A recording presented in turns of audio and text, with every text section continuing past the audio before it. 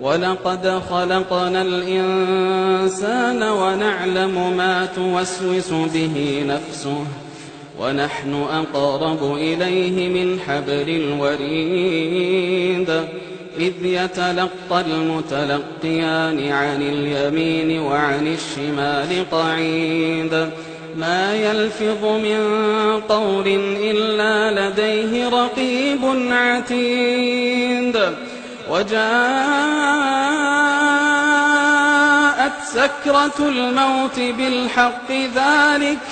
ذلك ما كنت منه تحيد ونفخ في الصور ذلك يوم الوعيد وجاءت كل نفس معها سائق